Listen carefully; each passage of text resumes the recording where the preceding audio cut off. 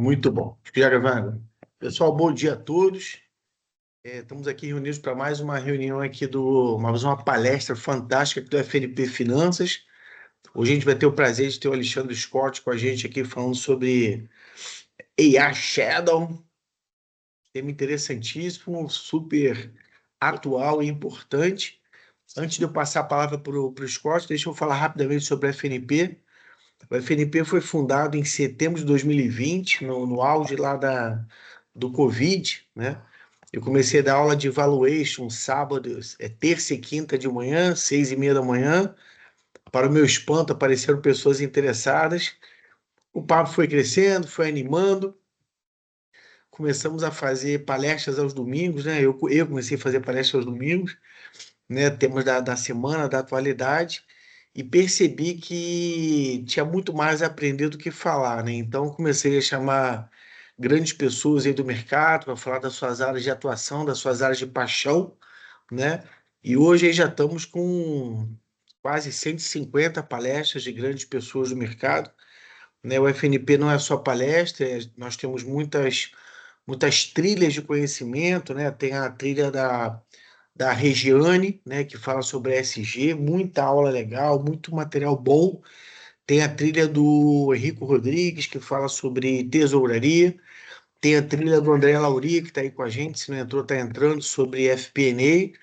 Então, e tem valuation, muita coisa que eu falei lá. Enfim, pessoal, o objetivo da FNP é levar conhecimento de altíssimo nível a todos que têm sede de aprender. Tá? E hoje a gente está aqui com o Alexandre Scott, que vai falar com a gente.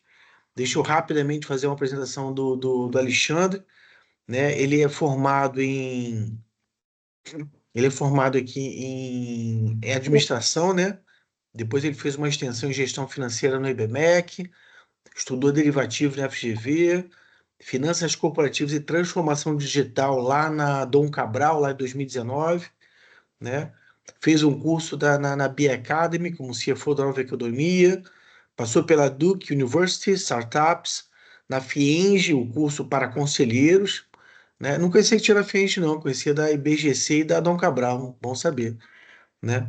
Fez o curso de governança de inteligência artificial ali na PUC do Paraná e uma pós-graduação em gestão ênfase em finanças na Dom Cabral, né? Então, focado em estudos ao extremo, né? Na parte profissional aqui, não vou voltar lá no primeiro estágio do Scott, não, que já se vai há algum tempito, mas passou pela AmCham, pela Store do Brasil, Unimed BH, pela Claro, né? Foi professor tutor da FUMEC, aí já assim como CFO, né, da Companhia Industrial Cataguases, passou pela Oracle, né, como diretor de transformação financeira, né, foi sócio da Amber, né, como head de finanças, CFO da Greenplat, é membro do IBGC, CFO e CEO da Datosfera, CFO aqui do grupo JD Mito, membro vogal lá do IBF São Paulo, que é um ambiente maravilhoso, né? Ele é fundador e membro do FDC Angels, né? Fundação Dom Cabral Angels, comitê de IA responsável, né? Lá na ABRIA, Associação Brasileira de Inteligência Artificial, fundador e CEO da Estratégia, grupo bacaníssimo, e ele está como diretor-geral executivo e membro do conselho da Ultra Engenharia e Construções. Scott, passo-lhe a palavra para nos encantar aí no próximo tempo em que se achar adequado. Obrigado demais pela sua presença aqui com a gente, tá? Obrigado você, Marcelo, e todo o time aí do FNP pelo convite e pelo privilégio de estar trocando esse bate-papo com vocês aqui. Obrigado também aos demais presentes aí que se interessaram pelo nosso bate-papo aí nessa agradável manhã de domingo. Aqui em BH tá um domingo bonito aqui para a gente falar dessas coisas que a gente vai conversar aqui hoje. E eu vou exibir o meu material aqui.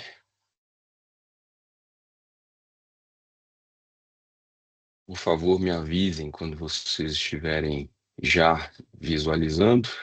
Já aparecendo já. Beleza. Eu não vejo vocês, mas vamos lá, vamos seguir aqui o nosso roteiro para falar um pouquinho desse troço aí chamado Shadow AI, né? Ou a IA oculta aí, como é que essa história tem acontecido em razão da muito recente proliferação da inteligência artificial generativa no nosso dia a dia, né? Não só na nossa vida pessoal, mas também na nossa vida profissional aí dos profissionais de finanças e de todos os profissionais envolvendo todas as empresas de todos os segmentos, né? Falando um pouquinho aqui da agenda, né? Vamos passar pelo que é essa história aí do Shadow AI, que eu acho que todo mundo já está bem, de alguma maneira, familiarizado com isso. Vamos passar um pouquinho pelo cenário disso, falar de um paradoxo e tal. E aí vamos falar como é que a gente combate essa história do Shadow AI, que sem dúvida nenhuma, através de governança, e como que a governança, no final, garante a geração de valor de iniciativas de IA, né? E de projetos na organização como um todo, né? Esse é, de fato, o papel da governança corporativa, e ela não é diferente quando aplicada para a inteligência artificial, né? Mas uma pequena reflexão aqui que eu sempre gosto de fazer nas minhas falas, né? A gente escutou durante muitos anos que dado é o novo petróleo, né? Então, se dados são de fato o novo petróleo, a IA nada mais é do que uma grande refinaria, né?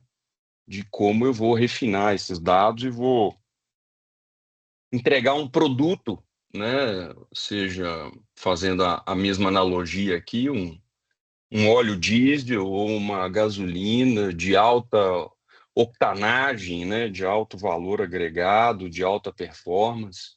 É para isso que, no final do dia, a inteligência artificial serve, né, a nós todos aqui.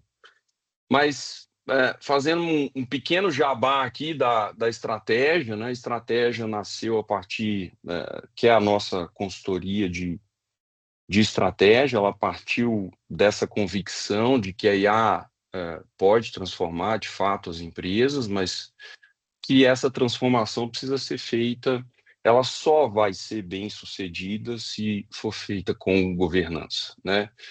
Com uma adoção responsável, segura e estruturada, né? Muitas organizações têm adotado inteligência artificial oficialmente, sem se preocupar da maneira como deveriam com a questão da governança dessa inteligência artificial, né?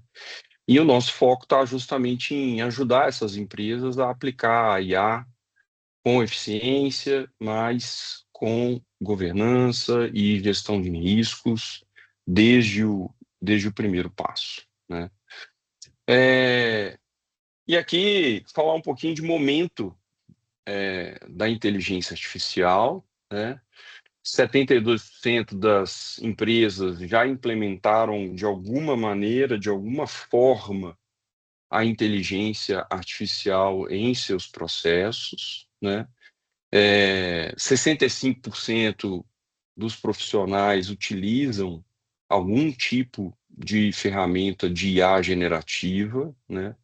Aliás, um parênteses aqui, acho que generativa é um péssimo nome em português, porque ele não dá clareza da diferenciação desta inteligência artificial ou desse tipo de inteligência artificial para os demais tipos. A inteligência artificial já está no nosso dia a dia há muitos anos, a gente já usa a inteligência artificial tradicional através de modelos de machine learning, de deep learning, em ferramentas e coisas do nosso dia a dia, quando a gente usa a Siri do Apple, ou da Apple, quando a gente usa a Alexa da Amazon, quando a gente assiste a Netflix, quando a gente compra alguma coisa em algum marketplace, como a Amazon, por exemplo, a gente está usando inteligência artificial, não necessariamente a IA generativa. E a gente tem tido, né, cada vez mais aí uma questão de pressão regulatória, né, aumento da regulamentação, das leis. No Brasil, isso tem ganhado um cenário particular, como quase tudo no Brasil, e a gente vai falar um pouquinho disso um pouco mais à frente, né? O desafio, de fato, não é, portanto, adotar a inteligência artificial, mas como fazê-lo de forma controlada e responsável, né? E esse controle, a gente vai ver lá na frente que ele não precisa ser necessariamente restritivo, ele é base fundamental para a inovação. Ele não pode ser algo que iniba a inovação dentro das organizações, né?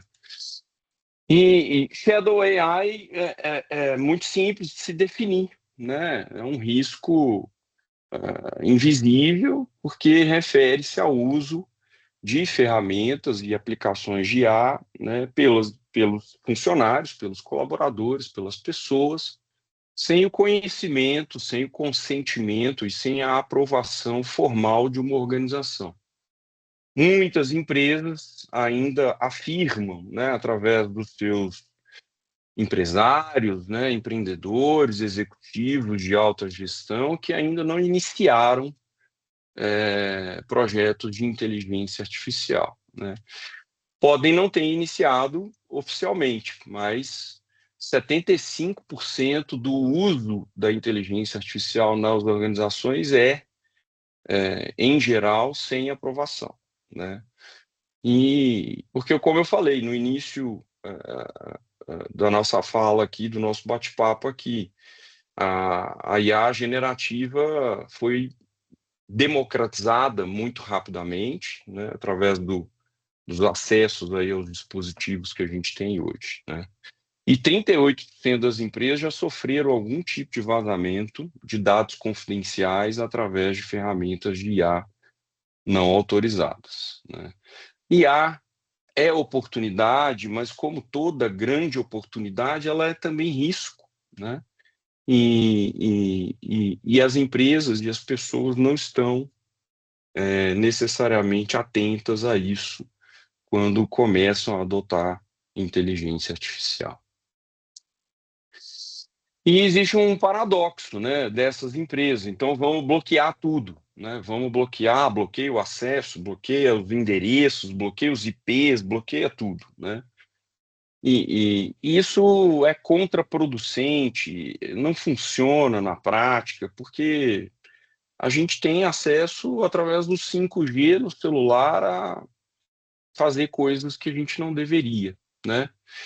Essa restrição total de acesso às ferramentas de IA é aquele bom e velho ditado de querer ser mais realista que o rei. As pessoas encontram maneiras, contornam as objeções e passam a usar os seus dispositivos pessoais ou redes não corporativas para endereçar determinados temas. E não necessariamente, aliás, ainda bem, né, que não de má fé, do uso de má fé. Às vezes a pessoa quer só resolver um problema, né? Você, ao longo aí das prévias de publicações aí no LinkedIn, você deu um exemplo muito bacana de um gerente, né, financeiro pressionado por prazos, acaba usando uma IA não autorizada para conseguir acelerar o processo de elaborar os relatórios que ele precisa entregar ou que eventualmente ele precisa apresentar numa reunião de diretoria, numa reunião ou até numa reunião de conselho, né, um diretor que vai apresentar um relatório numa reunião de conselho. Mas isso traz, né, obviamente, exposição a riscos de segurança e compliance muito fortes, porque a depender de qual modelo você está usando, de qual licença do ChatGPT, ou do Gemini, ou do Claude, ou até do DeepSeek, ou de várias outras IAs aí que estão disponíveis, isso pode se tornar um grande problema, né? E esse problema no Brasil, ele é bastante latente, né? Para a gente ter uma ideia, entre 2020 e 2023 houveram uma média aí de 404 casos por ano de vazamento de dados no Brasil, né? Só em 2024 isso aumentou 100%, né? A gente teve 3.253 casos registrados oficiais de vazamento de dados, né? E a gente tem um déficit ainda muito grande de profissionais especializados em segurança de dados e de governança de IA, né? A gente ainda está aprendendo muita coisa sobre IA, quem dirá sobre a própria governança da inteligência artificial, né? E, e, e quais impactos que o Shadow AI pode trazer para uma organização? Então, você tem esse mais óbvio, que é essa questão aí do vazamento de dados sensíveis, né? Envio de informações estratégicas para servidores externos, né? Você tem perda de controle de dados críticos, você tem quebra de compliance, né? Descumprimento da LGPD e do PL, né? Aqui ainda é uma lei, ainda é um projeto de lei, a gente vai falar um pouquinho dele sobre o marco regulatório da inteligência artificial no Brasil. E isso pode trazer possibilidade de multas, sanções, processos administrativos, ainda que não exista um marco regulatório no Brasil a respeito da inteligência artificial. Se você trabalha numa empresa multinacional que está tanto a sede quanto as suas subsidiárias, né, submetida a legislações globais, isso pode trazer alguma implicação para a empresa também, né?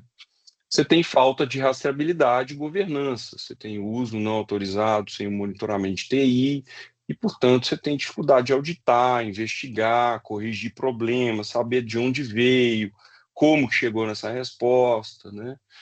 E tem a ver também com essa questão de decisões enviesadas ou falhas, né? Algoritmos com vieses que podem gerar discriminações e erros, né? Como é que você garante que o seu algoritmo não está influenciado até pelos próprios dados que ele recebe, né? Se os dados são o novo petróleo e, portanto, a IA é a refinaria, você tem petróleos de qualidade diferente, né? E a refinaria precisa estar muito boa para produzir um resultado final de qualidade, senão você vai fazer uma gasolina ruim, né? Vai entregar um combustível ruim lá no final, que pode te levar a tomar decisões enviesadas, pode induzir a organização e as pessoas ao erro, né?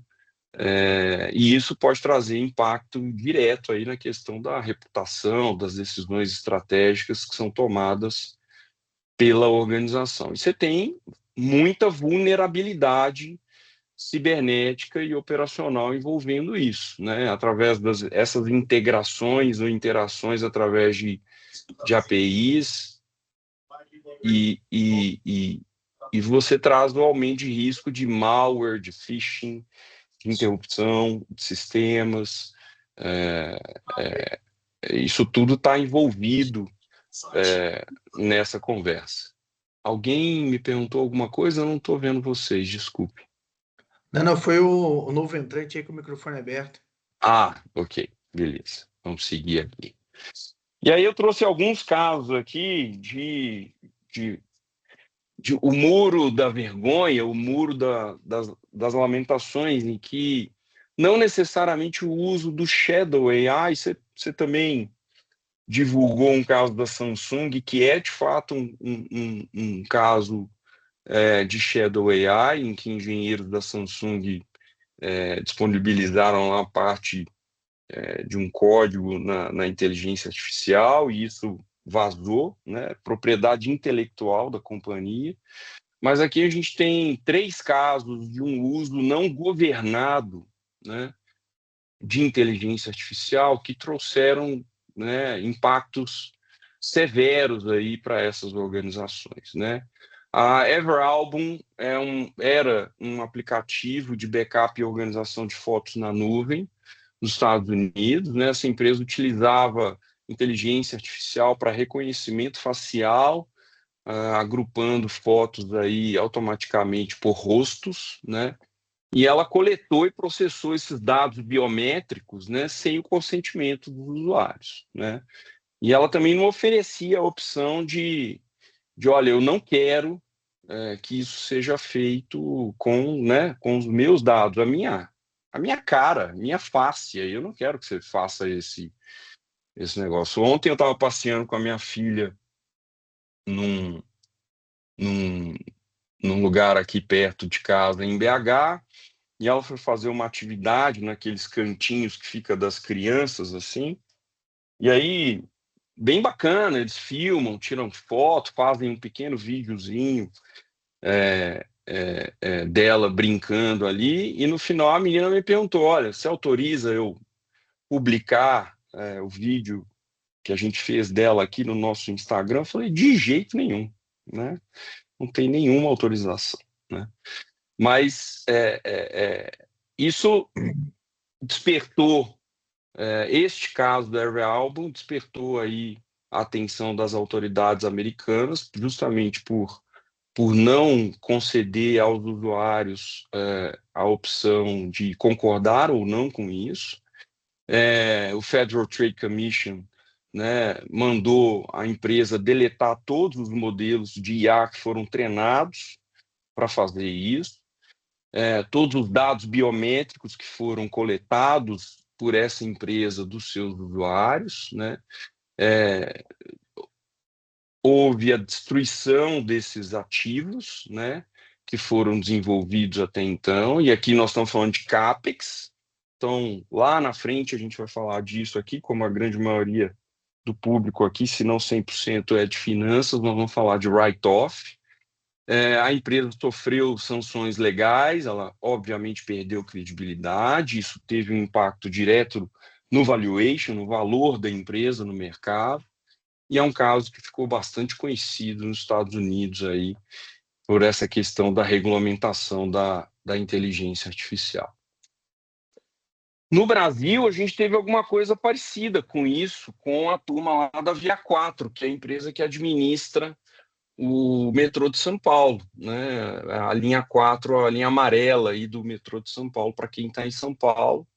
Alguns anos atrás, a Via 4 sofreu sanções porque alguém teve uma ideia brilhante, inclusive muito bacana a ideia de usar a inteligência artificial para, de alguma maneira, desenvolver uma nova linha de receita, né? Quantas pessoas transitam pelo metrô de São Paulo diariamente, ou pela linha 4 mais especificamente, né? E alguém teve uma ideia de usar um mecanismo de captura do rosto dessas pessoas, das expressões faciais dos passageiros, e a medir, a partir da expressão facial dos passageiros, oferecer uma publicidade quase que de hiperpersonalização, né? Oferecer uma publicidade que pudesse interpretar essa expressão facial, e aí tem todo um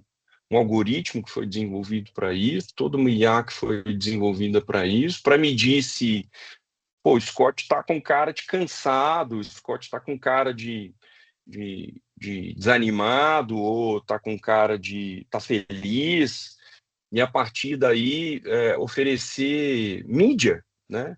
Mídia hiper personalizada para esses passageiros, só que também sem consentimento, né?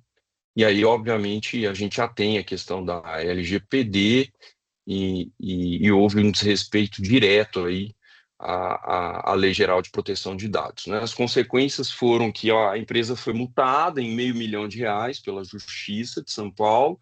Ela foi obrigada a desligar isso tudo, puxar isso tudo da tomada e eliminar esses dados todos que foram capturados. E a gente não está falando só de dinheiro, né? Ela sofreu lá uma ação civil pública pelo IDC e teve uma baita repercussão negativa na mídia aí, com danos reputacionais muito diferentes, muito ruins para a empresa, né? Teve um caso também nos Estados Unidos da Zillow. Zillow é como se fosse um Zap Móveis aqui no Brasil. Eles têm uma plataforma de compra e venda e aluguel de imóveis. Aliás, é a maior plataforma de compra, venda e aluguel de imóveis nos Estados Unidos, ou o nosso Quinto Andar aqui também, que é uma empresa bastante conhecida. E eles desenvolveram um algoritmo chamado Zillow Offers, porque se você tem muitos dados sobre demanda e oferta do mercado imobiliário, alguém teve a brilhante ideia de arbitrar isso através de uma inteligência artificial. Pô, se eu sei que tem uma demanda crescente por imóveis de um determinado padrão, numa determinada região da minha cidade, do meu bairro, do meu condado, do meu estado, e eu posso cruzar essas informações com os imóveis que eu tenho disponíveis à venda nesse mesmo padrão, nessa mesma região, e eu posso, inclusive, monitorar essa curva de oferta e demanda e fazer arbitragem desses imóveis, né? Então, era uma IA que comprava e vendia esses imóveis com a intenção justamente de fazer essa arbitragem. E através dessa arbitragem, obviamente, ganhar dinheiro, né? Só que ninguém monitorou esse algoritmo, esse IA, e ele começou a alucinar, e ele começou a comprar imóveis, né, em nome da empresa, que era a interessada por fazer essa arbitragem. Ele começou a comprar imóveis hipervalorizados, superestimando os valores desses imóveis, inclusive causando uma microbolha ali de valorização de imóveis durante esse período, né? Isso veio através de erros da modelagem desse algoritmo, da falta de supervisão, né, e dependência cega dos modelos aí, desse IA. Então, não era necessariamente uma IA oculta, mas ela não possuía governança mínima para que pudesse alguém interferir e dizer, olha, esse negócio aqui não está funcionando muito bem, né? A empresa teve um prejuízo estimado aí de mais de US$ 300 milhões em 2021. Esse negócio específico, que eles chamavam lá de iBuying, foi descontinuado. 25% dos funcionários da empresa foram demitidos. As ações da empresa na Nasdaq despencaram, obviamente.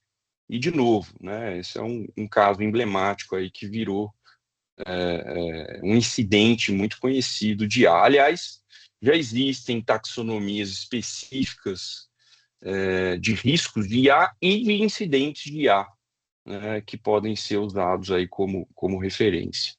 Como é que a gente combate essas coisas? Como é que a gente combate Shadow AI e até, né, IAs que são adotadas, mas sem a devida supervisão, com governança mesmo, né? E o que é essa governança de IA? Por onde eu começo? Quais são os pilares fundamentais dessa história, né? Então, a empresa precisa, primeiro, definir princípios e valores éticos que guiam o uso da IA. E na consultoria, inclusive, com a minha sócia lá, a Luciana, que vem da parte de recursos humanos, a gente comenta muito IA traz superpoderes, né? De repente eu comecei a usar IA e eu estou conseguindo fazer coisas que eu não conseguia fazer antes. Eu estou conseguindo fazer atividades que antes eram desenvolvidas por 3, 4, 5 pessoas, né? na minha empresa. E isso muda as relações de poder e tal. E as empresas, as pessoas acabam se sentindo, muitas delas, mais poderosas, né, com o uso da inteligência artificial. E, em alguns casos, isso pode derivar no uso antiético dessas novas ferramentas. Então, a empresa precisa estar muito claro dentro das organizações como que a IA vai ser usada, para que a IA vai ser usada, onde ela vai ser usada, por quem ela vai ser usada, e aí passa para esse segundo ponto aqui de definir quem faz o quê, quem é responsável pelo quê, quem pode usar, quem não pode usar. A gente recomenda a criação de um comitê de IA com uma visão multidisciplinar, várias pessoas envolvendo dentro da empresa envolvidas no uso dessa IA, né? Precisa ter um ciclo de vida governado, não é, quando ficar pronto eu vou começar a monitorar, né? A partir do desenvolvimento mesmo, da concepção e do design do próprio modelo, né? Muitas empresas têm optado por desenvolver os seus próprios modelos de inteligência artificial e não tem nada de errado nisso, mas através, muitas vezes, até nem tanto de large language models, mas de small language models, que, aliás, são muito eficientes para determinados casos, mas a governança precisa vir desde essa concepção, desde esse design do desenvolvimento, da aquisição, da implementação, da operação. Isso é um uso contínuo disso, né? Precisa ter risco, gestão de risco, como eu comentei, taxonomias já existem, taxonomias específicas de riscos técnicos, riscos regulatórios, riscos jurídicos e reputacionais de inteligência artificial. Políticas muito claras de padrões de desenvolvimento, requisitos de segurança, privacidade, diretrizes, né? Uso não autorizado, né? Eu costumo dizer que toda empresa que fala que não começou o uso de inteligência artificial, ela precisa necessariamente fazer alguma coisa sobre isso, nem que seja incluir uma nova cláusula no contrato de trabalhos, né? Todo mundo que é seletista ou que atua através de uma pessoa jurídica tem um contrato, existe uma relação contratual de trabalho entre a empresa,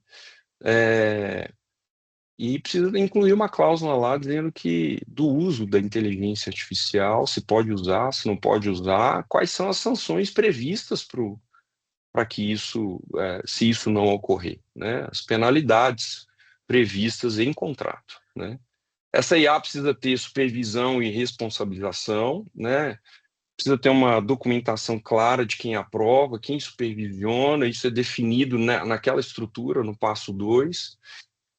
E quem é responsável por incidentes também, né?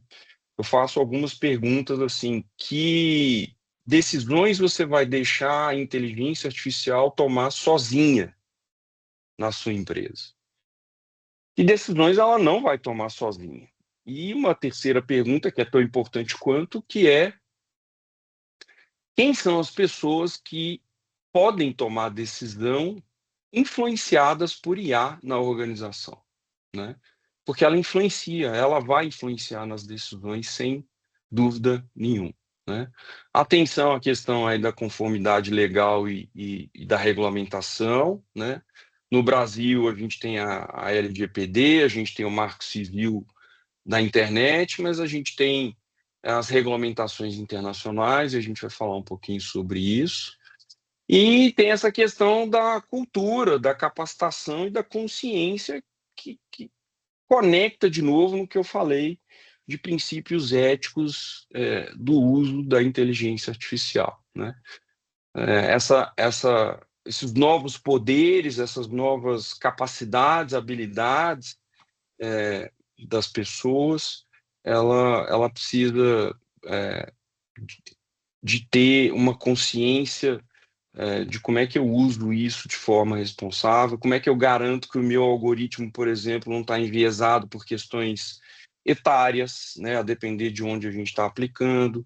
Como é que eu garanto que ele não está enviesado para questões é, de orientação sexual, por exemplo, né? Ou numa empresa, né? Vamos falar, quero aplicar um algoritmo aqui na minha cadeia de suprimentos para me ajudar a otimizar o processo de supply chain, e ele pode estar enviesado e começar a privilegiar o fornecedor A em detrimento do fornecedor B, e sempre recomendar uma compra de um determinado fornecedor. Mas por que ele está fazendo isso? Por que ele sempre direciona a decisão para eu privilegiar este fornecedor, né? Enfim, essas coisas precisam estar no radar das empresas. E a gente tem frameworks de referência, né? Quando a gente fala de governança de IA, já existem padrões internacionais que podem ser adotados pelas empresas para esse tipo de iniciativa, né? O primeiro deles é o NIST, que é um framework específico de gestão de riscos de IA, né? Lá do Instituto Nacional dos Padrões de Tecnologia dos Estados Unidos.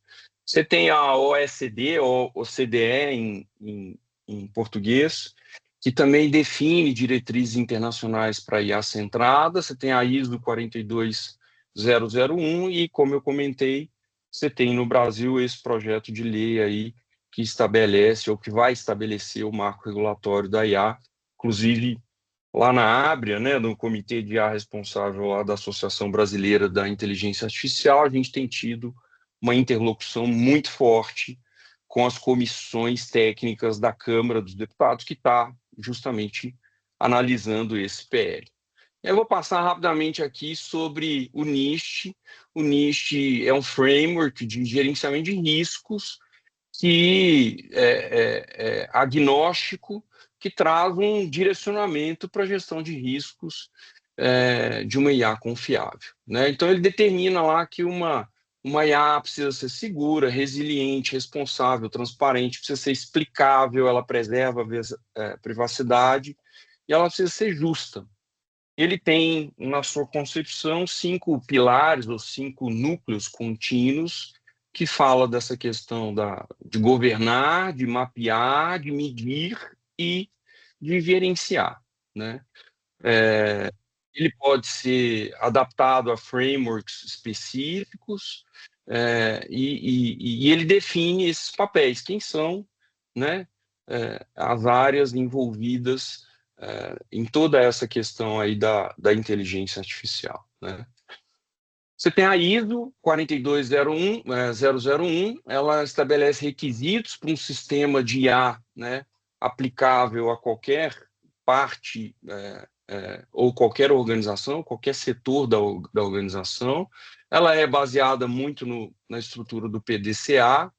Ela exige identificação, avaliação, tratamento contínuo. Ela recomenda, né, a adoção de uma política de IA aprovada pela alta direção, papéis definidos, responsabilidades claras. Essa parte do accountability é uma parte bastante importante. Não adianta dizer, botar a culpa no algoritmo, né? Dizer assim, olha, não, mas isso aqui aconteceu porque o algoritmo falhou, né? Aliás, existe um outro caso nos Estados Unidos de uma empresa, desculpa, se eu não me engano, de uma empresa canadense, de uma companhia aérea canadense, que tinha um chatbot e o chatbot ofereceu uma, uma condição hiper especial para um cliente lá para aquisição de um voo, e depois a companhia voltou atrás, esse cliente se sentiu obviamente lesado, ele entrou na justiça, e esse caso é muito, muito interessante, porque a companhia, naquela ocasião, ao tentar se defender, falou, não, isso aqui é a culpa do algoritmo, né? E o caso foi analisado lá na justiça local lá, e obviamente que a justiça determinou, falou assim, não, não existe essa distinção entre você e o algoritmo, né? Você não pode responsabilizar o algoritmo, né? E aí tem todas essas outras questões aqui da ISO, de gestão de dados, impor controle sobre qualidade, integridade, rastreabilidade de dados, os requisitos éticos, demanda capacitação de times, conscientização.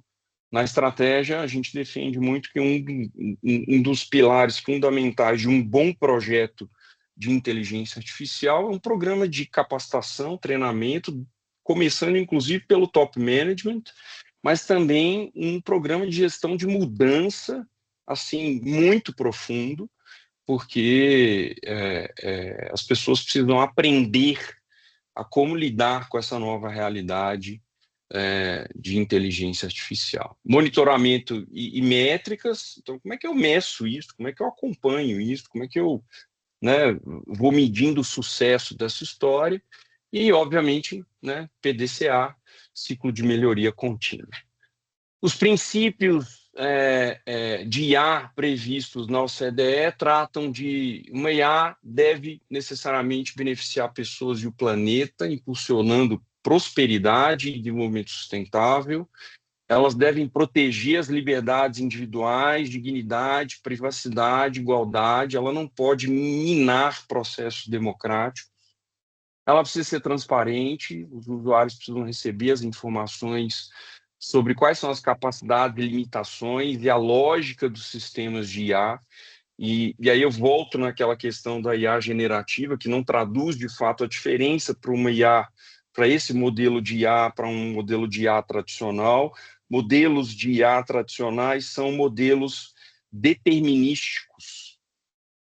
Modelos de IA generativas são modelos probabilísticos. Só entender essa diferença básica faz uma baita diferença quando você começa a usar ou passa a usar a inteligência artificial generativa,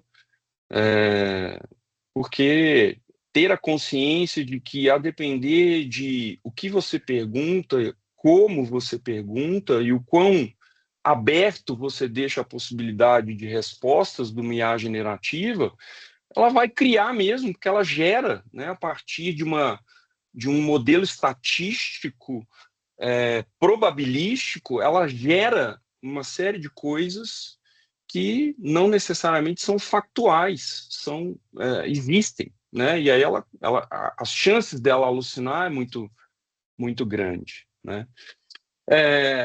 Você tem princípios de robustez, de segurança, de proteção, né? E essa questão de novo, né? Você vê que todos os modelos voltam para a questão do accountability, porque de fato não dá para responsabilizar a IA por si só pelos outcomes que ela uh, entrega e os resultados que esses outcomes produzem, né?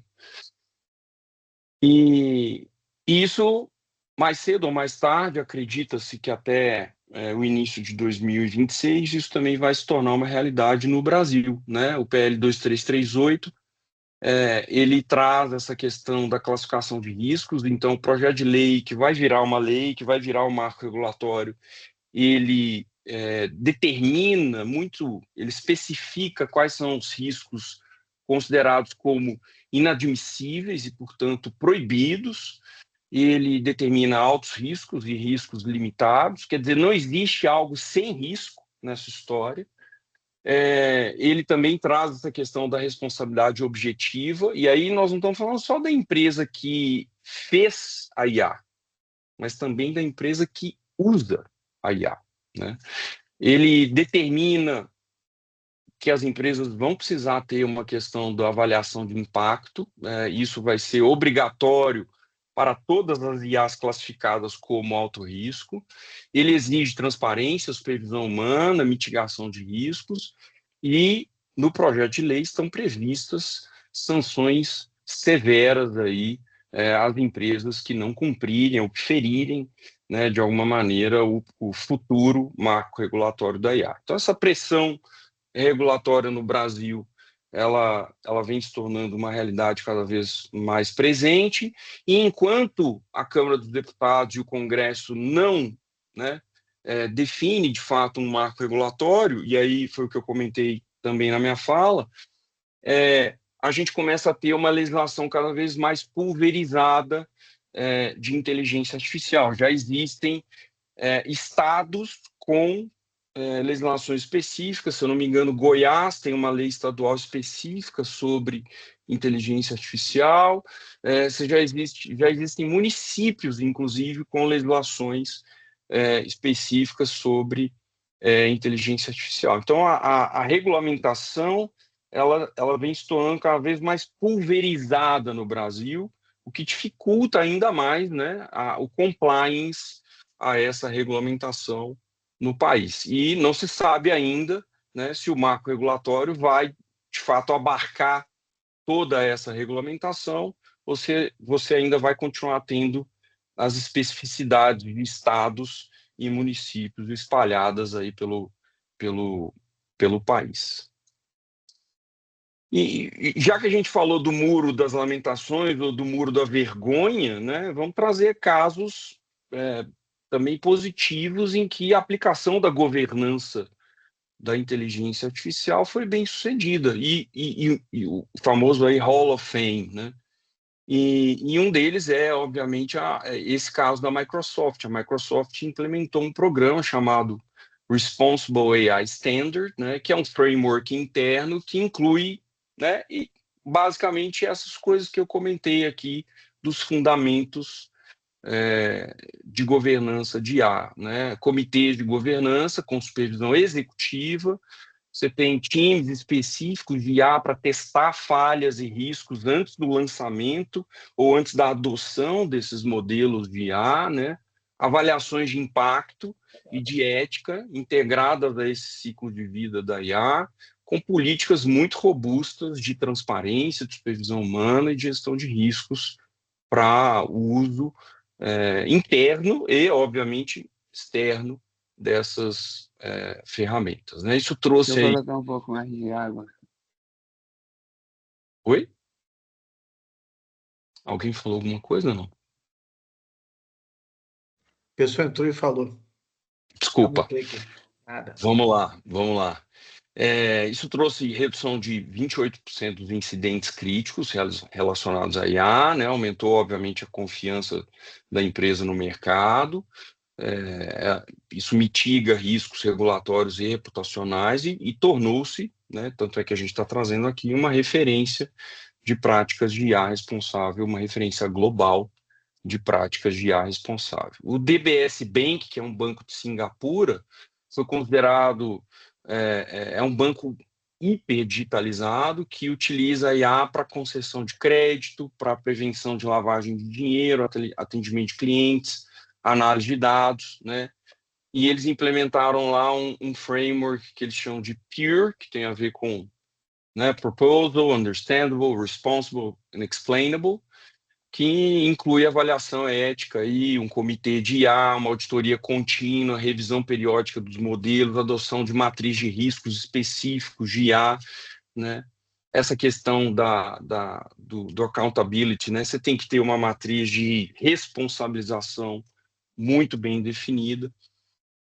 E os benefícios para o banco, né? Você teve uma redução de 30% no time to market, de ofertas de produtos e serviços financeiros ancorados em inteligência artificial. Obviamente que você teve redução de erros operacionais e de riscos, né? E o banco ganhou, né, um baita prêmio aí por muitos anos consecutivos aí como o melhor banco digital do mundo, em função desse arcabouço de governança de IA nas suas plataformas lá, dos serviços oferecidos pelo banco. E a gente tem o caso da Unilever, que também implementou internamente aí o que eles chamam lá de AI Assurance, né? E, de novo, comitês multidisciplinares para revisão e aprovação de cada projeto de IA. Você tem processos formais de auditoria, você tem políticas de supervisão humana, né? Você tem a adoção desses padrões de referência. Então, eles hoje têm mais de 150 projetos já implementados, sem nenhum incidente ético, regulatório ou jurídico, otimização de processos, né? E você tem essa questão reputacional, quer dizer, consolidou a empresa como uma referência de IA ética no setor de bens de consumo, né? Então, óbvio que aqui a gente está falando de grandes empresas, grandes organizações, com recursos, digamos assim, abundantes, né? Mas pode não ser o cenário de todas as empresas, pode não, aliás, não é, né, o cenário das empresas, não é o cenário das empresas brasileiras, da grande maioria das empresas brasileiras, mas não é porque a gente não tem a nossa disponibilidade disso, que a gente não precisa, não pode necessariamente fazer nada, né? E aí, como a gente está falando de, de CFOs para CFOs, ou de financistas para financistas, né? E sem governança, na verdade, é um risco gigantesco de write-off econômico, financeiro e reputacional. Não pode ser freio, ela, na verdade, é o que permite a gente acelerar mais com governança e hoje em dia não é mais opcional, né? Então, quem não usa IA hoje em dia, né? Mas ela precisa, de fato, ser governada, e eu acho que o que a gente sempre defende é que o momento de estruturar isso é agora. Não adianta lá na frente, depois que as coisas já estiverem rodando, depois que os modelos já estiverem desenvolvidos, depois que toda a dinâmica do projeto já estiver funcionando, agora eu vou parar para ver esse troço aqui, eu vou parar para ver se tem algum problema, se está desviando ou se não está desviando. Não vai dar tempo de você fazer isso. E aqui, quando a gente fala de write-off, eu quis materializar um pouquinho isso, porque quando a gente fala de IA, o que a gente está pagando por IA? Que custos que estão envolvidos? Qual que é a real estrutura de custos de um projeto de IA ou de um modelo de IA? Você tem basicamente três grandes estruturas de custo. Você tem todo o CAPEX envolvido nesse desenvolvimento, né? Então, você tem a parte de criação dos agentes, da integração, da automação. Você tem a configuração de toda a infraestrutura envolvendo isso, do storage, dos pipes, do custo de desenvolvimento. Você tem treinamento, capacitação de time, você tem toda essa questão do setup de compliance, das políticas, de ferramentas de auditoria. Você tem uma estrutura de custo fixo, que são as licenças de plataformas de automação e orquestração de IA. Então, você tem Make, N8N, LangChain, Zapier, Supabase e vários outros. Tem uma plataforma muito bacana da IBM, que é o watsonx Orchestrate, que é uma plataforma de orquestração de agentes de IA. Você tem o watsonx Governance, que é uma plataforma de governança de IA, que torna todo o processo de governança, de fato, na prática. Você tem hosting de agentes e de aplicações, você tem toda a parte de gestão dos modelos, atualizações, correções e segurança, e você tem as ferramentas de auditoria, gestão de risco, e você tem custos variáveis, quer dizer, o consumo proporcional à quantidade de inputs e outputs processados por todos esses modelos. Aliás, esta é a razão, inclusive, pela qual muitas empresas têm optado por modelos de small language models e não de large language models. Você tem toda a parte do custo de processamento computacional de GPUs, de storage, escaláveis e tal. Você tem o consumo das APIs de dados externos e você tem também uma parte variável daquelas mesmas plataformas de automação que também os custos também variam em relação ao consumo ou upgrades de planos e excedentes, né? E uma coisa mais recente que não envolve aqui a questão de custos, mas envolve sobre toda essa questão aí que a gente está falando, e aqui eu estou trazendo os blocos fundamentais aqui, meio que um recap para a gente já ir um pouquinho para o nosso encerramento aqui. Mas, enquanto está na tela aqui os blocos fundamentais de uma governança minimamente estruturada de IA, para, inclusive, combater a prática do Shadow AI, uma realidade que as organizações estão vivendo hoje, e aí eu queria chamar a atenção de vocês para isso, porque eu, inclusive, como diretor executivo lá na Ultra, tenho enfrentado essa realidade, é a questão do vibe coding, né? As plataformas de popularização, de criação de aplicativos e soluções de IA, sem a necessidade de saber código, como Bolt, Lovable, essas coisas, muita atenção em relação a essa questão do vibe coding. Eu tenho casos em que as pessoas vêm, né, tô muito entusiasmadas, dizendo que desenvolveram um aplicativo para endereçar aquela determinada dor delas na organização, a dor de um determinado processo, a dor de uma determinada área, e, e é um desafio, porque ao mesmo tempo que você não quer inibir essas pessoas de buscar soluções, de buscar inovação, de desenvolver inovação ancorada a partir da inteligência artificial, mas é, legal, né? Bacana a iniciativa do Vibe Coding, de criar um app para a empresa para fazer isso, né? Mas onde é que está isso? Onde é que estão esses bancos de, onde é que está esse banco de dados, né? Qual é a camada, quais são as camadas e as políticas de segurança desses bancos de dados? Como é que eu dou sustentação nesse novo app que foi criado ali por um garoto no meu financeiro, no meu FP&A, que resolveu fazer isso, e se esse garoto resolve ir embora, né? Como é que eu dou sustentação para esse aplicativo novo que foi desenvolvido por ele para endereçar esse problema? É, é, Enfim, esse é um outro tema que está muito recente aí, porque a turma simplesmente está usando, né? Eles estão simplesmente entrando num Lovable, num Bolt, e desenvolvendo aplicações que passam a ser usadas pela organização,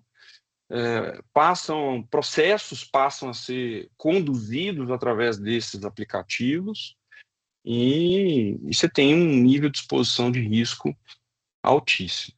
Então, aqui os Scott, blocos fundamentais. Scott, surgiu uma pergunta aqui. Vocês preferem que deixe por final? Como é que você Já estou prefere? terminando, já estou terminando, aí a Boa. gente abre aí para as perguntas. Acho que tem só mais um É slide isso. aqui. E aqui 5 perguntas que eu acho que todo CFO deveria fazer para a IA, né? Qual que é o problema, de fato, que a gente pretende resolver com a IA? Então, a IA não é um fim, ela é um meio. A gente está aplicando IA realmente para gerar valor ou apenas para dizer que está usando, né? Quais são os riscos regulatórios, reputacionais e operacionais envolvidos a isso? A IA traz riscos técnicos, éticos, regulatórios, financeiros. Eles estão mapeados, estão sendo tratados por quem, como, né? Os nossos processos decisórios estão preparados para receber esse suporte da IA, né? Como é que a gente garante dados, modelos, estão alinhados à estratégia, aos controles da empresa, tem a ver com o que eu estava falando aqui sobre vibe coding, quem supervisiona isso internamente, né? Existe clareza sobre isso, existe clareza sobre quem pode tomar decisão influenciado por IA ou não, né? E como é que a gente mede isso, né? Quais são os critérios claros para medir benefícios e mitigar riscos envolvendo projetos de IA? Então, acho que essas são as 5 perguntas que a gente precisa responder enquanto financistas para a adoção do uso da inteligência artificial nas nossas empresas. Aqui tinha um último slide de obrigado aqui. Eu vou interromper o compartilhamento e vou abrir aqui para vocês, para a gente poder trocar ideias sobre isso tudo aqui. Vamos lá, Bruno. Bota aí pra gente. Bom dia, meu nome é Bruno Roque, sou especialista em Power BI e cientista de dados. E eu queria perguntar uma questão sobre o futuro, que como está tendo muita gente de IA, isso não está causando uma dependência dos novos analistas, dos novos cientistas de dados, de a IA resolver tudo para eles e eles não querer mais aprender sobre estatísticas relacionais, vetoriais. Queria ver sua opinião sobre isso. Obrigado, Bruno. É, isso, isso tem acontecido, né, bastante. Maior uso, tivemos alguns levantamentos recentes de pesquisas de uso, por exemplo, do ChatGPT, né? E um dos maiores usos do ChatGPT hoje, isso acho que todo mundo que está aqui viu, eu não sei se vocês viram, mas imagino que sim. Diz que o uso do ChatGPT, o maior uso do ChatGPT hoje é para terapia. Você tem uma ideia do nível de dependência. Não é para não querer aprender mais os conhecimentos básicos e fundamentais de estatística, não. As pessoas estão usando isso, né, para dividir as suas dores e as suas angústias, né, com um modelo de inteligência artificial que de inteligência mesmo, né, se a gente for olhar, tem muito pouco, porque ele é meramente uma mimificação estatística, tá? Então, isso tem se agravado cada vez mais. Foi feito um estudo por uma universidade, eu não lembro exatamente qual, não sei se o MIT ou não, em que uma mesma tarefa foi designada para duas equipes diferentes. Uma equipe uma equipe foi permitida o uso da inteligência artificial e uma outra equipe não foi permitido o uso de uma inteligência artificial. A tarefa foi exatamente a mesma para essas duas equipes e, obviamente, a equipe que usou a inteligência artificial, que era permitido usar a inteligência artificial, entregou o trabalho muito mais rápido, muito antes da equipe que não era permitido usar a IA. E passado um tempo, esses pesquisadores chamaram essas equipes novamente e perguntaram para essas equipes assim: você lembra, né, disso aqui, né, do que foi feito? Explica para a gente o que foi feito, explica para a gente como foi feito, né, como é que vocês chegaram nesse resultado e tal. E a constatação foi que a equipe que não foi permitido o uso da inteligência artificial, as pessoas aprenderam, elas sabiam responder, elas lembravam de tudo que foi discutido, de tudo que foi elaborado, de todo conhecimento que foi trocado naquela ocasião, né? E as pessoas da equipe que usaram a inteligência artificial simplesmente não lembravam do que tinham feito, né? Elas não lembravam do que foi tratado, dos detalhes, daquilo que foi discutido, do que foi aprendido, do que foi avaliado naquela tarefa, né? Então, é difícil dizer qual é o futuro, difícil controlar. Eu acho que o nosso papel aqui é, de fato,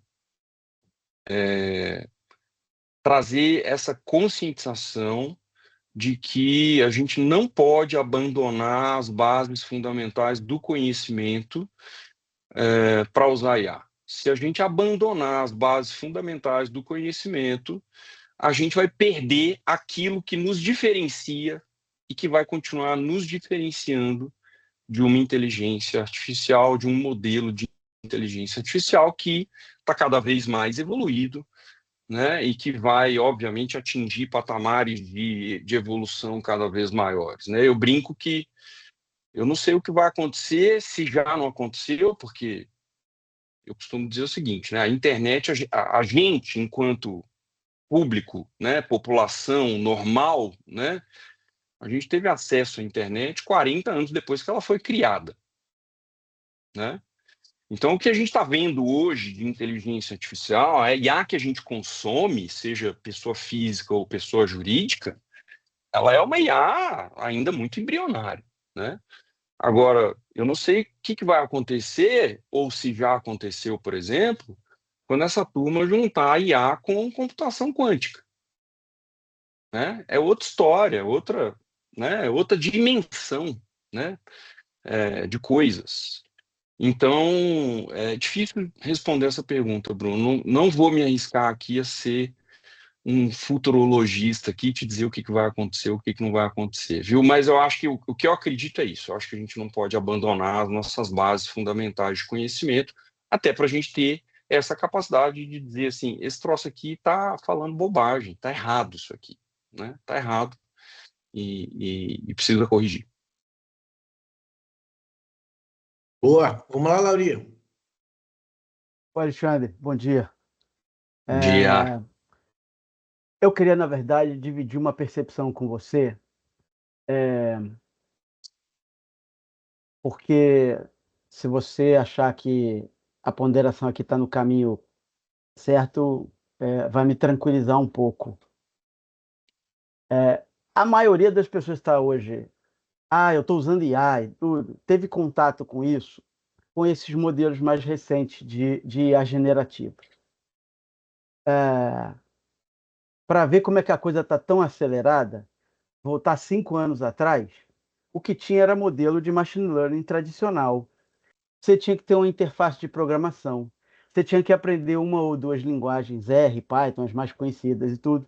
Baixar um pacote para um problema específico que você queria resolver. Por exemplo, série temporal. Pessoal do FP&A. Eu tenho um commodity que é a fator driver de custo principal da minha indústria, da minha empresa, e que a gente tem que comprar aquilo para botar na fábrica e fazer o que a gente faz.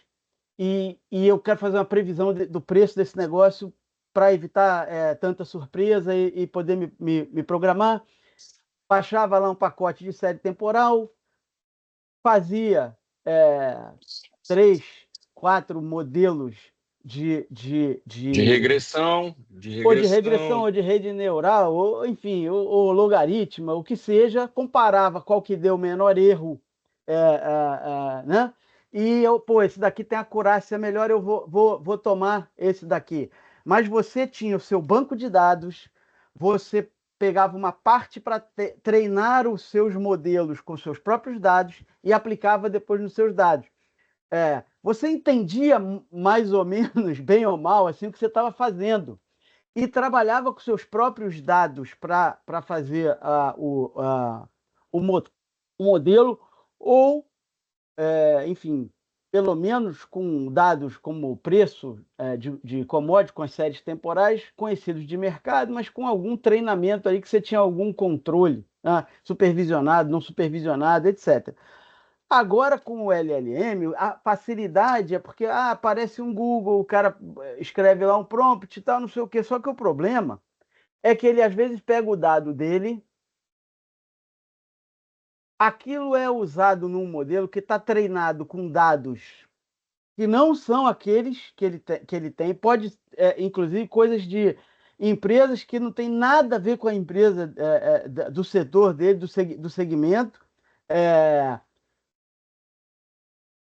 Aí você tem o quê? Possibilidade de vazamento de dados, de alucinação do modelo, e o camarada às vezes não vai nem saber, primeiro, que aquilo tem algum nível de alucinação, tem algum problema ali naquele dado, e perdeu totalmente o controle de um dado sensível, às vezes estratégico para a organização que ele representa, um dado de uma patente, ou um número efetivamente de composição de custos, que se o concorrente tiver acesso, pode significar um desastre, entendeu? Para ele competindo no mercado. Então eu queria dividir contigo essa percepção, para ver se você concorda, se é a mesma percepção, de que a gente precisa, talvez, deixar mais claro para o usuário esses riscos que estão associados, e que machine learning e que IA é muito além do que se tem hoje com o chat GPT da vida, com os LLMs, etc. Porque a turma vai usar, se as empresas não se organizarem para isso, a gente vai ter muito problema. André, obrigado aí por compartilhar. A sua percepção não está equivocada. Eu vou trazer algumas informações aqui, ou algumas estatísticas aqui, que eu acho que complementam essa sua fala, tá? Primeiro, as empresas de IA, como OpenAI, como Anthropic e algumas outras, elas já estão com dificuldade de treinar os seus modelos ou seus novos modelos de IA. Por quê? Toda a base de conhecimento público já foi esgotada por esses modelos. Então, tudo que é público, que não é protegido por direitos autorais, que está disponível, que foi produzido por toda a humanidade, por todos os tempos, já foi consumido pelos modelos de IA, os modelos de IA, o ChatGPT-5, que foi recentemente o GPT-5, né? O chat é só a interface. Ele já foi treinado nisso tudo, né? E de um outro lado, você tem, a última vez que eu vi isso, tá? Você tem 90% dos dados das empresas ainda não transitou por uma inteligência artificial. Tá? Você pegar todas as empresas de todo mundo e os dados que elas produzem e que elas possuem, 90% desses dados ainda não transitaram por nenhum modelo de IA. Tá? Apesar de todas aquelas estatísticas lá, de que as empresas estão usando, as pessoas estão usando, blá, blá, blá, blá, blá, blá, blá. Tá?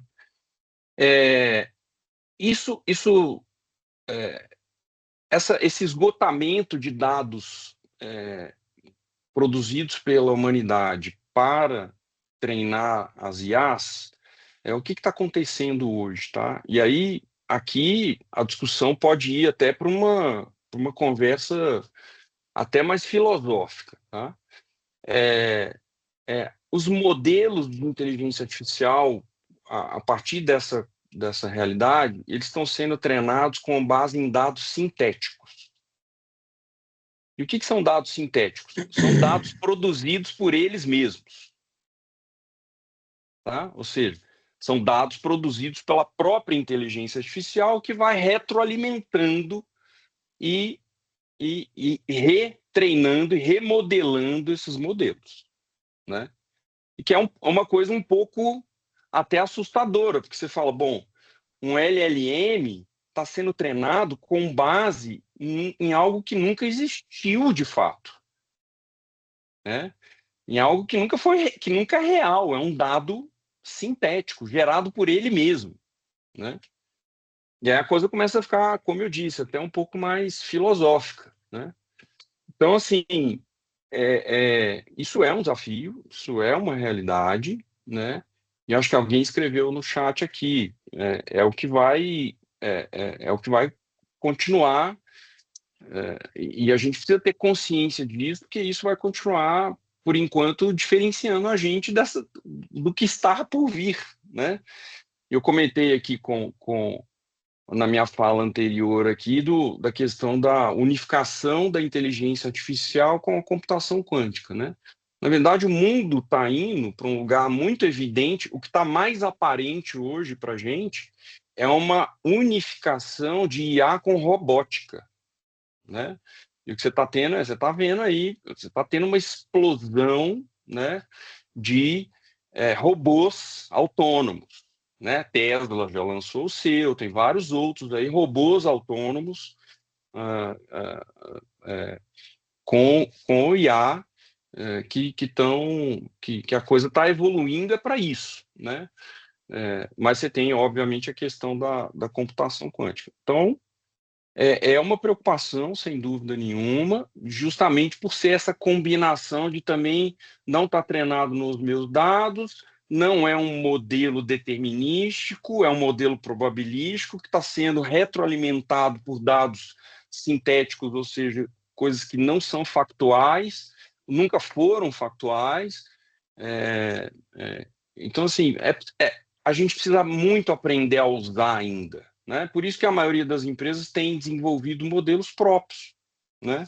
Você não pega mais um modelo do ChatGPT, por exemplo, para desenvolver um projeto mais estratégico e mais complexo de inteligência artificial, né?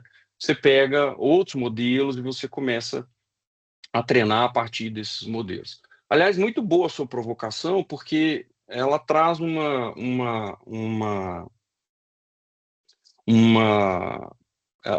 ela me remete a uma discussão que eu tenho tido com quase todo mundo que eu converso sobre IA, é de que IA não é um produto, né?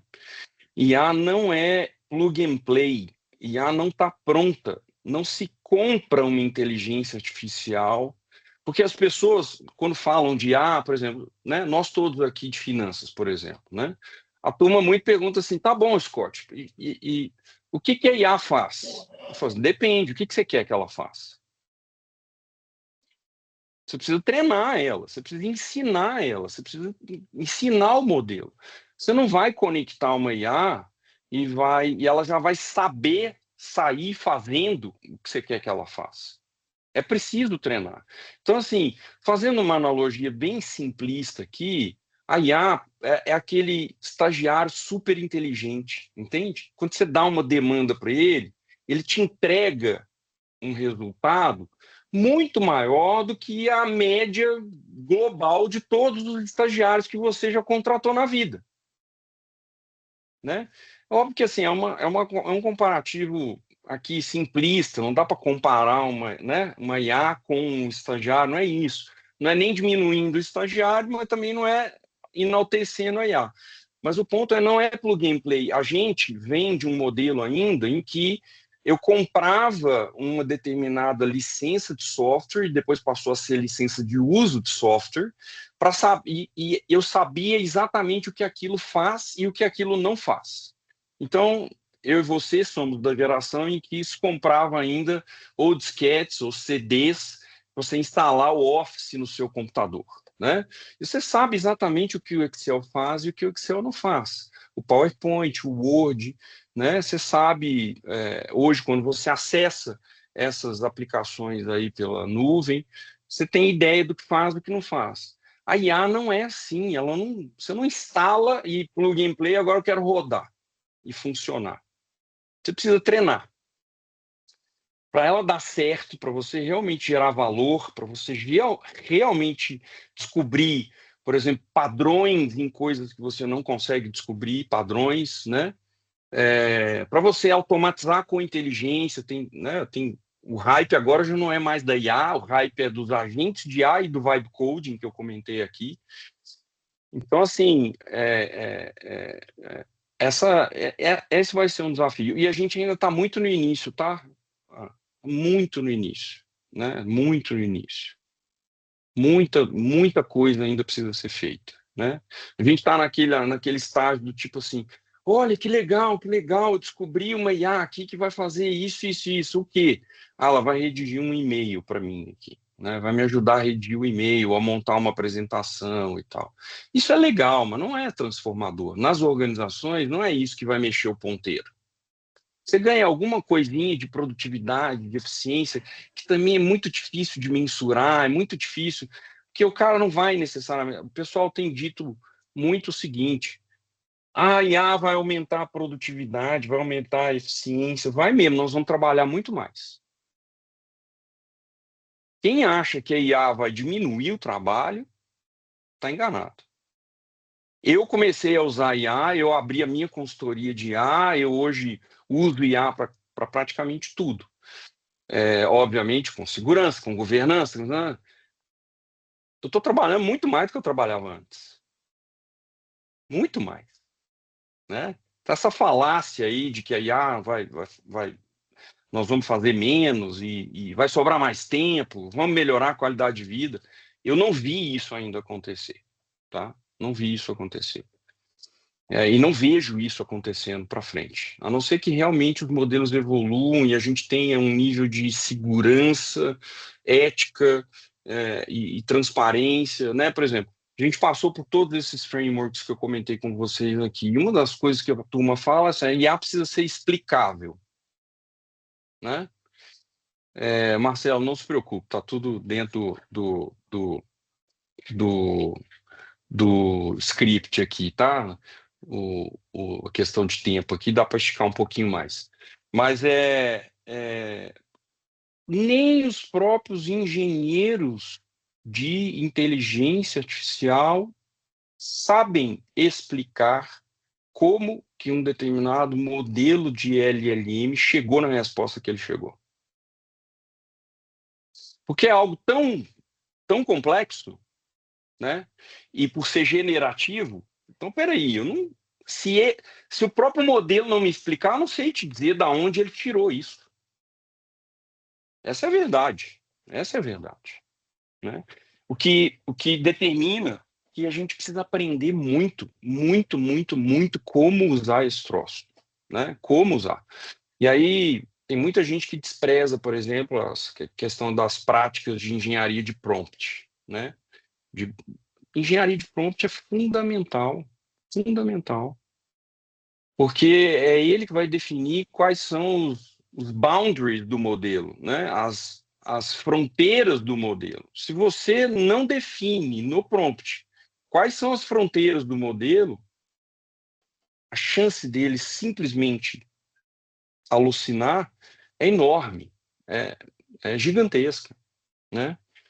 Coisa simples que eu costumo fazer quando estou usando. Escrevo pra caramba,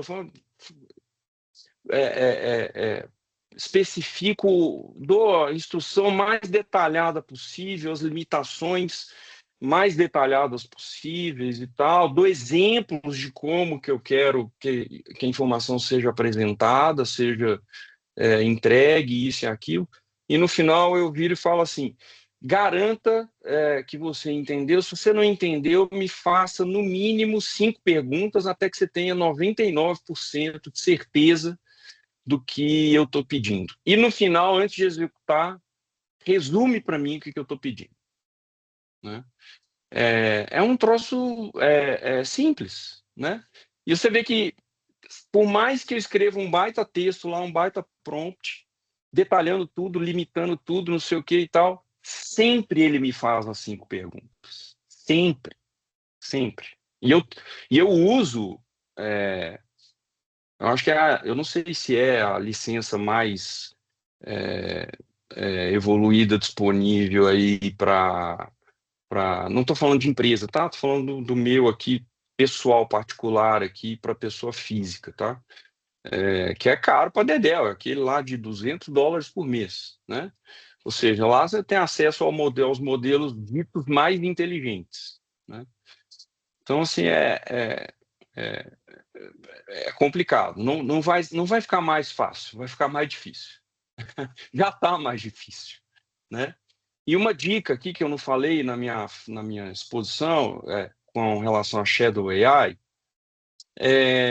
porque a gente fala, e a turma ainda fica com dúvida assim, tá bom, o que eu posso usar, o que eu não posso usar, né? Que dado eu posso pôr lá dentro, que dado eu não posso pôr lá dentro, né? E aí tem uma orientação que é interessante porque ela é simples.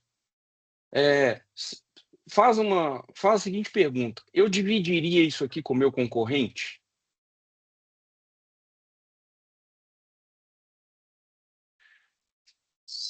Se você está confortável e é um dado que você dividiria com o seu concorrente, né?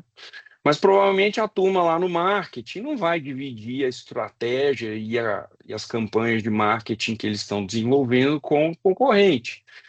O time comercial também não, né? A depender da empresa, se ela é alguma empresa que fabrica alguma coisa, ela tem algum tipo de segredo industrial, né? Que ela não quer dividir com o concorrente, ou de produto, né? Da composição do produto, da fórmula do produto, da engenharia do produto, né?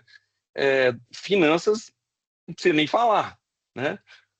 Se não é uma empresa pública, né, cujos dados já estejam divulgados, né, né, você não vai soltar nada lá para dentro, né?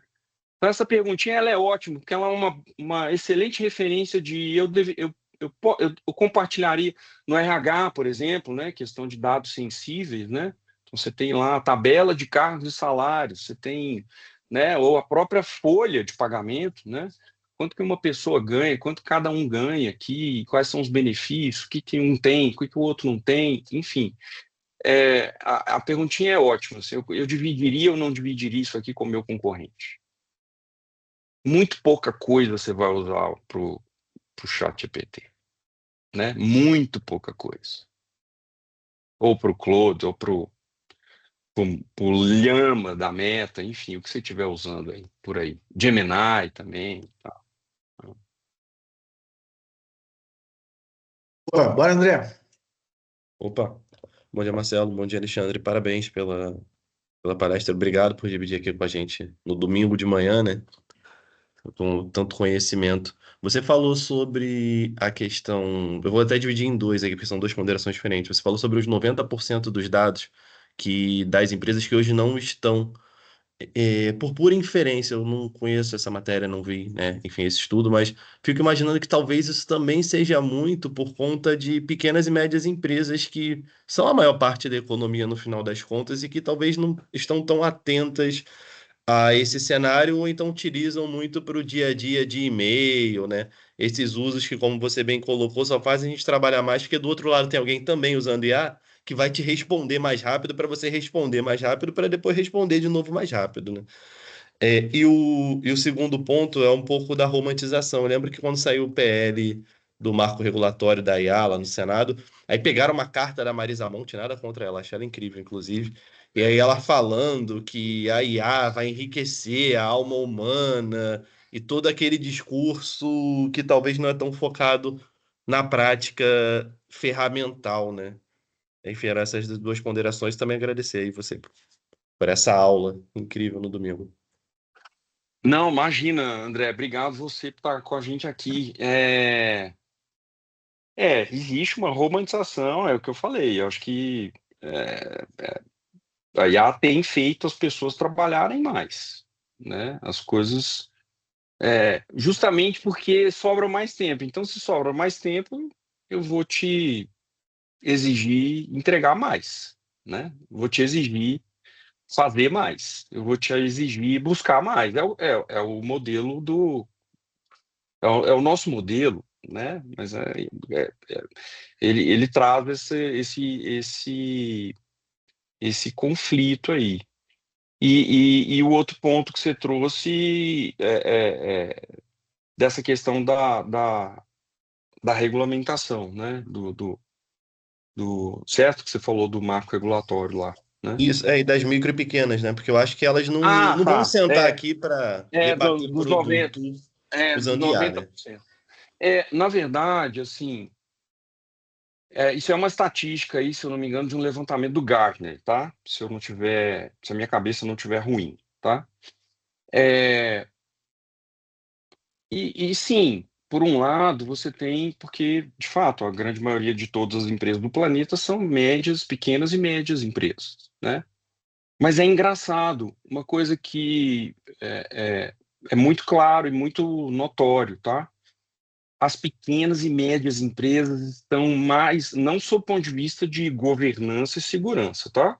Mas as pequenas e médias empresas estão mais à frente da adoção da IA do que as grandes empresas. Tá? Muito mais. Muito mais. Porque o cara da padaria aqui da esquina, aqui, o concorrente dele que está a 2 quadras daqui de onde eu moro, já automatizou o atendimento pelo WhatsApp através do IA, já contratou um garoto aqui que fez toda a modelagem no N8N, já já conectou o cardápio da padaria dele lá, ou do restaurante dele, a um modelo de inteligência artificial com o WhatsApp, e ele já não tem mais alguém para atender os pedidos. Aliás, ele já fez isso porque ele quer pular fora do iFood, porque o iFood cobra lá um percentual caro dele para ele atender os clientes do iFood, que fazem pedido pelo iFood. Então, ele já fez isso tudo e já está rodando. Ele já tem 2, 3 agentes para atender os clientes dele aqui da região, e toda vez que você manda um WhatsApp aqui pedindo alguma coisa, seja para uma padaria ou para um restaurante, por exemplo, ele já tem isso conectado num pequeno CRM dele lá, ele já sabe que é você, ele já sabe que você pediu isso 3, 4 vezes, ou seja, você gosta disso, né? Ele já, se você não sumir por 20 dias, ele já tem um cara que vai te mandar uma mensagem no WhatsApp dizendo que tem uma promoção para aquele pudim que você gosta, que você sempre pediu. Essa turma já está muito na frente, mas muito mais na frente do que as grandes organizações, né? Porque ficou barato também, né? Ficou barato, né? Hoje você desenvolver um fluxo de automação numa plataforma do N8N ou do Make, por exemplo, com alguns modelos de inteligência artificial conectados por API, e com essas plataformas aí de banco de dados, por exemplo, como Supabase, que você tem planos gratuitos, isso e aquilo para fazer isso, ficou muito fácil, ficou muito rápido, né? E você tem muita gente hoje desenvolvendo aplicações que estão rodando dentro do WhatsApp, por exemplo. O WhatsApp deixou de ser um mero aplicativo de mensagens, né? E ele virou uma plataforma de negócio, né?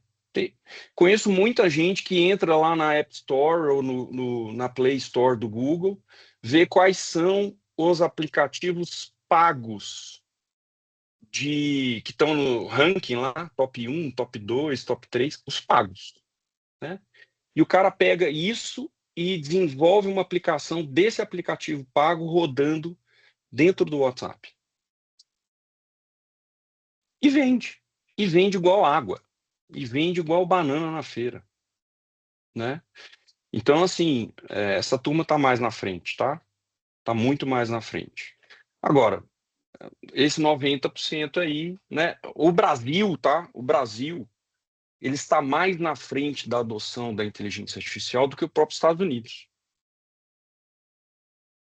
Por incrível que pareça, tá? Muitas pessoas, muito mais pessoas nos Estados Unidos nunca nem ouviu falar de IA, nunca nem acessou uma IA, não sabe o que é um ChatGPT, não sabe o que é um Gemini, né? Por incrível que pareça. Tá?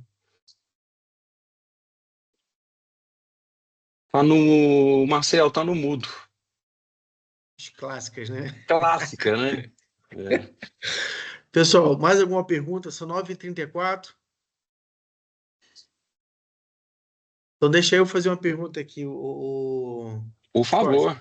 A gente está, o grupo aqui é predominantemente de finanças, né?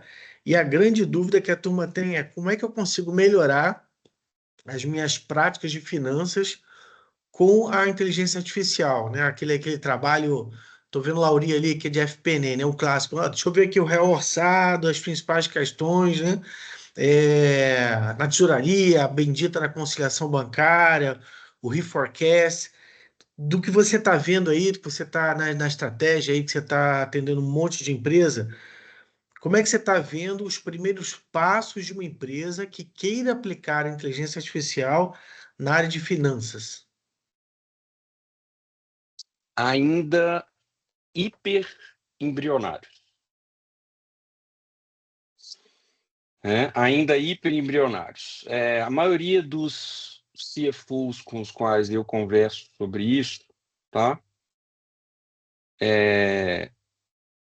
E aí tem a ver com o que eu falei daquela questão de um modelo de produto e da mudança de entender que A IA não é um produto, é uma plataforma e tudo aquilo que eu falei. A maioria dos CFOs com os quais eu converso, por exemplo, trazem uma dor que é surreal, mas trazem o problema, por exemplo, da dor da conciliação bancária. Gente, é um troço, vamos, né? Já que o bate-papo é no domingo aqui, descontraído e entre amigos aqui, um troço básico, né? Muito básico, muito operacional, né? Extremamente operacional. Precisa ser feito? Precisa. Precisa ser bem feito? Precisa. Não é que é uma atividade mais nobre ou menos nobre. Não é isso. Ela precisa acontecer, inclusive, dependendo da empresa, tem que atender a padrões SOX, isso e aquilo. Você não pode ter mais de 1% de transações não conciliadas e tal. Tem uma questão regulamentar e tal, dependendo da empresa, isso e aquilo. Mas é muito aqui, ó. É muito básico, entende? É muito básico, né? Tem muita gente, a gente acha que não. Tem muita gente que ainda concilia bancária, ainda concilia na mão, tá? Na mão. Extrato bancário de um lado, relatóriozinho do sistema no outro, tica de um lado, tica do outro, tica de um lado, tica do outro, tá? É muito mais comum do que a gente imagina isso aí, né? E é engraçado, Marcelo, porque ao mesmo tempo, e isso deve transitar de alguma maneira aqui nos fóruns do FNP, assim, existe uma pressão muito grande para a área de finanças, né, para o CFO como um todo, ter um papel mais estratégico, né? O CFO precisa ser um cara de geração de valor, o CFO precisa ser um cara estratégico, o CFO precisa identificar oportunidades e riscos, né? O CFO é muito tido como o copiloto da empresa, né? Ele é o braço, literalmente ali, o braço direito do CEO, né? E como tal, ele precisa ter uma visão mais abrangente, ele precisa ter um aspecto mais estratégico e tal. Como é que um cara desse vai conseguir atingir isso se a conciliação bancária... Ele ainda está preocupado em como resolver o problema da conciliação bancária ou da consolidação de resultados, por exemplo. Você tem várias empresas, isso e aquilo, você precisa fazer lá, consolidar por equivalência patrimonial ou não e tal, mas cada uma está numa empresa, roda numa base diferente, tem uma que nem sistema tem, está tudo na mão, e aí ele tem que pegar isso tudo, juntar isso tudo, o time dele tem que fazer isso tudo, né? Eu acho que assim, é muito individual, Marcelo. É muito individual, é muito o que dói para cada um, né? Tem muita gente usando, por exemplo, para crédito, análise de crédito de cliente mesmo, acompanhar a análise de crédito de cliente, monitorar a análise de crédito de cliente, comportamento de pagamento do cliente, isso e aquilo, né? Tem gente usando para conciliação bancária. O FP&A talvez seja a área onde você tem mais espaço para usar, mas é a área mais crítica, sob o ponto de vista de estratégia, de dados sensíveis, de segurança da informação, né? Porque é onde você literalmente está ali lidando com dados mais sensíveis, de performance da companhia, de planejamento da empresa, de análise de cenários, né? Análise de cenários é uma belíssima área de aplicar inteligência artificial, né? Mas, assim, ainda está muito embrionário, né? Quer ver? Um lugar legal também é FP&A, misturado com controladoria, mas empresas industriais, né? Que produzem alguma coisa, né? Que compram insumos para fabricar alguma coisa para vender isso. Quer ver um negócio bacana de usar IA? Desenvolve um modelinho aí simples para você conseguir responder aquela pergunta que o CFO te cata no corredor aí e fala assim: qual que é a nossa inflação interna dos últimos 12 meses? Porque hoje, se você fizer essa pergunta, o time vai suar sangue e provavelmente não vai te entregar uma resposta certa, né? Uma coisa é o IGPM, o IPCA, são índices macroeconômicos. Eu quero saber a inflação da minha empresa, né? Quero saber com base nos itens que eu consumo. Porque tem um cara ali em supply, ali em suprimentos, que está dizendo que está entregando saving pra caramba e tal, e eu não estou vendo esse saving. Compara com o custo unitário de reposição, compara com a da última vez que ele comprou, compara, faz saving de negociação, compara lá no mapa de cotação dele quanto é de saving mesmo de negociação que ele está trazendo, porque às vezes o cara ancora muito no saving de negociação, mas não mostra o saving real. Não, na negociação aqui eu estou economizando muito saving de negociação e tal, mas peraí, amigão, você está comprando 10% mais caro do que a gente comprava há 10 meses atrás, ou há 12 meses atrás, ou há 6 meses atrás, né? Essa é uma pergunta dificílima de responder na grande maioria das organizações. Qual a inflação interna da empresa? Então, assim, para responder a sua pergunta aqui, para encerrar, Marcelo, eu costumo dizer assim, o melhor lugar para se aplicar inteligência artificial na área de finanças ou em qualquer lugar na empresa é justamente aonde você gostaria de respostas e hoje você não consegue essas respostas. Quais perguntas que você gostaria de ter resposta que hoje você não tem? Ou que quando você faz, o time, né? A turma do FP&A vai até 2 horas da manhã, trabalha no final de semana, né? E tal. Ciclo de fechamento contábil é um lugar legal de aplicar IA combinada com automação para você acelerar o ciclo de fechamento contábil. Isso é um lugar legal de fazer. Mas, de novo, você está ganhando produtividade, você não tá mexendo o ponteiro. Você não está se habilitando para exercer este papel estratégico de um cara estratégico a partir dos números do desempenho da empresa, né? Então, Entendido. é onde você gostaria de ter respostas que você não consegue, ou que o time literalmente, né, exige um nível de esforço, e geralmente quando exige um nível de esforço muito grande, a resposta é errada. Se você parar para olhar, no meu caso, tá? Todas as vezes que o time demorou 15 dias para me entregar um troço, a hora que eu bato o olho, eu falo assim, isso aqui tá errado, você não olhou isso, não olhou isso, não olhou isso, não olhou isso. Porque o nível de esforço é tão grande que não consegue cobrir tudo. Passa tempo. Pessoal, vamos para a última pergunta aí. Vamos lá, André?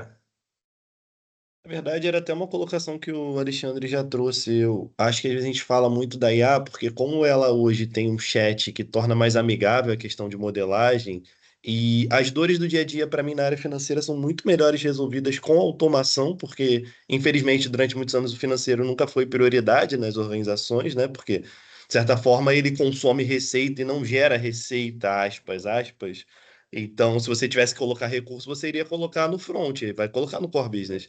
Mas a automação, para mim, resolve muitas dessas dores e, de certa forma, elas duas combinadas têm um grande potencial. Eu não consegui ainda chegar nesse patamar onde eu atuo, é meu grande sonho. É conseguir unir IA com automação. Eu tenho separadamente algumas caixinhas que usam, mas era muito nessa linha mesmo. Bom demais. Obrigado, André. Pessoal, vamos encerrando aqui, 9h45, né? Como eu tinha te prometido, Scott. Essa hora a criançada já está quebrando tudo lá em cima, melhor parar. Queria agradecer demais aí o tempo que você teve com a gente aí, essa oportunidade de conversa, né? E a gente sempre ao final tira uma fotinha aí, pessoal. Quem puder abrir a câmera aí para a gente poder tirar a nossa foto clássica. Vamos lá, bora aí, Obrigado. Aline, Rayana, Tiagão. Obrigado, viu, Marcelo? Obrigado a todos aí, turma, pelo bate-papo. Foi Bom ótimo. demais aí. Fala, Mendes. Sorrisão, pessoal. Pronto, tem 2 páginas aí de foto aí. Pera.